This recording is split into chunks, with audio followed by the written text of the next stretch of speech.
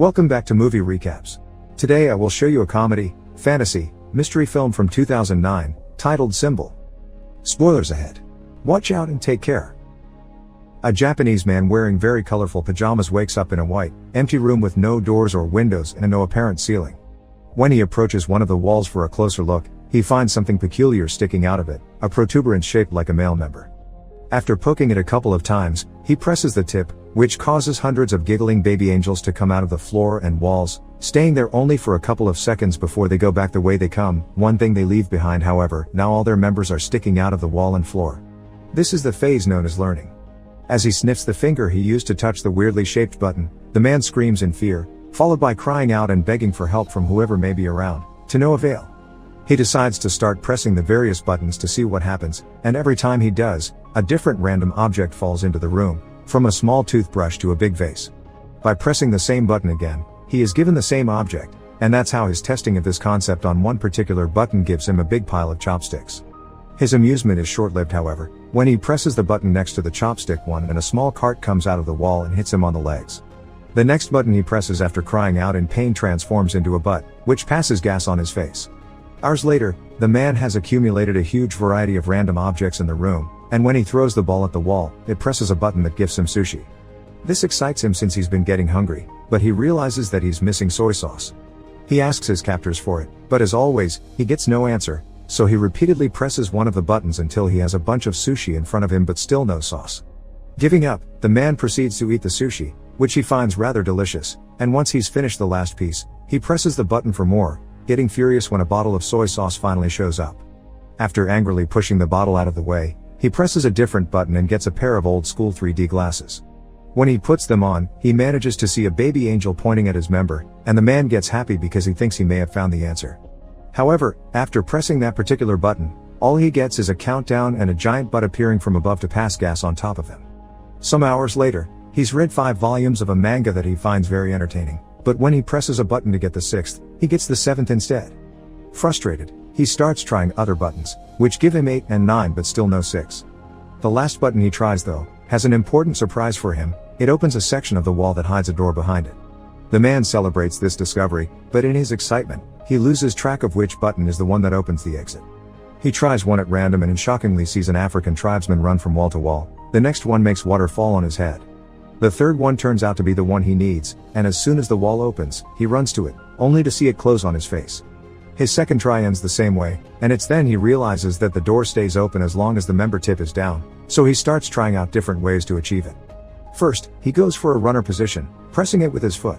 Next, he hits it with a fly swatter from as far as possible, hoping the distance will make a difference in his running time. None of these work, and neither do pulling it with a jumping rope or hitting it with the air sent by a fan. His following plan is to get on the cart and push it after pressing the button, but after a few tries, he comes to accept he simply can't control it. What he needs to do is find a way to keep the button tip down. He puts the huge vase on top of it, but the button manages to stick back up again, so the man reaches the conclusion that he needs to fill the vase to make it heavier. First, he tries the water button, but it's pointless. No matter how hard he tries to redirect the water, it only falls on him and nowhere else. His next attempt involves filling the vase with sushi, but it becomes so heavy he can't even pick it up. The neck of the vase is also too narrow for his hand to go through, so the man has no other choice but to use chopsticks and remove a bunch of sushi piece by piece. Moments later, once he's removed enough, he manages to barely pick up the vase, so he does exactly that and takes it closer to the buttons. When he gets there, he finds himself having to put down the vase on the floor because he has lost which button it was again, and when he tries one, the African tribesman comes out and accidentally bumps into the base, causing it to crack and break in half. This sends the man over the edge, who, as he freaks out and yells nonstop, finds the right button and begins covering it with sushi. This, of course, doesn't work either, and the little member pops up among the rice. Then the man tries covering the button with tape, followed by tape plus a steel plate, but nothing works. After taking some painkillers to deal with the pain caused by the door every time it hits him on his back and a nap as well, the man wants to wash his teeth, so he presses a button to get water. It was the wrong button though, and this one reveals a rope falling from the ceiling. This instantly improves his mood because it gives him an idea for a new plan. He opens the door, then uses the rope to swing himself across the room and make it before the door closes. Sadly, when he tries to open the door behind the fake wall, he discovers it's locked. He returns to the room just in time before the door closes, although it manages to hit him on his way out anyway, and in frustration, he kicks the wall. activating one of the buttons and revealing the key floating in the middle of the room. Like it happens with the door though, it goes away when the button perks out again, so the man must find a way to keep both the key in the room and the door open. First, however, he needs to find the button again, because he got distracted and lost it. By observing more or less where his foot would have landed when he kicked the wall, he chooses a button only to get a dog coming out of the wall to bark at him. The same happens with the next button, but luckily, the third try is successful.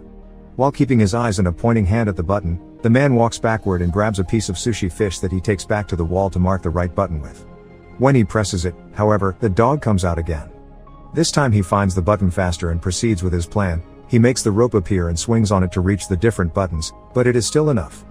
As he falls to the floor, he sees a plunger he had gotten from one of the many buttons, and gets an idea on how to solve his little issue. He can use the plunger to touch the wall and push himself farther.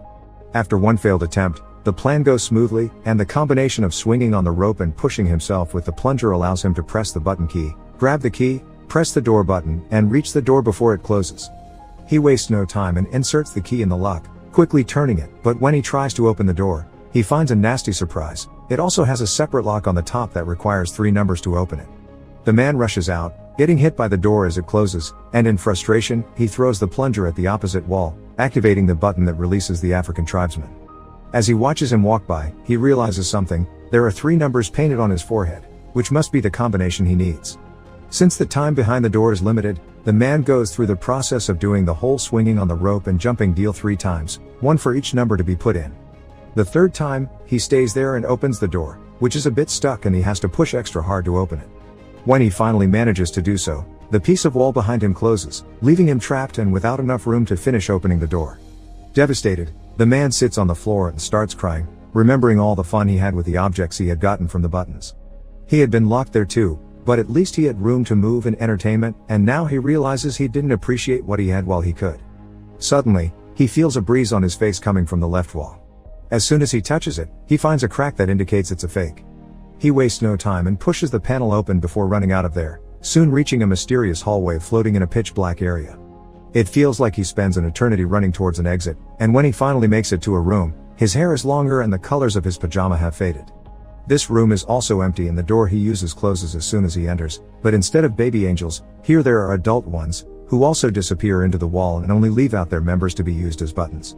This is the phase known as practice. Meanwhile, in a city in Mexico, little Antonio's family is worried because the father, a wrestler known as Escargot Man, is behaving more taciturnly than usual. His wife thinks it may be because this next opponent is much younger than him, but the grandfather points out that what matters is experience, not youth. Escargot Man is picked up by his daughter's sister Karen on her truck and she drives him to the wrestling ring so he can start getting ready early, which includes changing clothes and praying to the Virgin. At school, Antonio is being bullied by his classmates for betting on Escargot Man, calling him a weak loser. As the time for the match to start approaches, Sister Karen takes her van again and picks up Antonio and their grandfather to take them to see Escargot Man in action. Karen doesn't stay though, and Antonio and his grandfather find some of the last seats for themselves right before the show begins. The first team that enters the ring are the Northern Tough Ones, formed by Super Demon and Tequila Joe. Then Escargot Man and his partner Silver Eagle come in under the team name Kiss Me A Lot. Silver Eagle is the first one to fight for his team with a brilliant beginning, but he's soon overpowered when the Northern Tough Ones fight him together instead of one-on-one. They keep gesturing at Escargot Man, asking him to join the fight, but he refuses to do so until Silver Eagle pulls a trick to make Super Demon and Tequila Joe hit each other, allowing him to escape. Escargot Man is quickly overpowered as well. But just when his opponent is about to hit him with a chair, the man in the mysterious room presses a member button and causes Escargot Man to magically extend his neck and knock out both opponents with a hit of his head. In the room, nothing happens, which calls the man's attention, so he keeps pressing the same button, causing Escargot Man to knock out Silver Eagle, the referee, Antonio, and even the bell. Seeing no results, the man starts trying out different buttons. One causes the singer of a metal band to breathe fire above his audience during a concert in Los Angeles. The other makes a Russian magician fail his trick when he tries to make his assistant disappear, and the third one makes a man in China bark at his own dogs. The man is about to give up when he sees some light coming from above and notices that unlike the last room, here there is no ceiling and he can see the angels flying around in the distance. He decides to try something completely new this time. Instead of pressing the member buttons, he will use them to climb the walls. It works, and every time he grabs a button with his hands or steps on them with his feet, something amazing on earth happens, from flowers blossoming to an elephant dying. The highest he goes, the more complex the effects become. It's not only nature anymore, There is also humanity in both the little and the big things, like a toaster and landing on the moon. By the time he makes it to the top, both the man's hair and beard had grown long, and he doesn't need to hold on to the wall anymore. Now he can float as well, just like the angels, and using all his experience gained from the training at the previous rooms, he embraces his role of God and begins choosing humanity's biggest hits on purpose instead of randomly pushing buttons. By the time he's done, he's surrounded by feathers instead of walls, and he enters a glowing portal that takes him to the last room. This one has the continents on its walls and a huge member button that the man is about to press. This is the phase known as future. Make sure to subscribe and turn on notifications so you can watch more videos like this. Thanks for watching.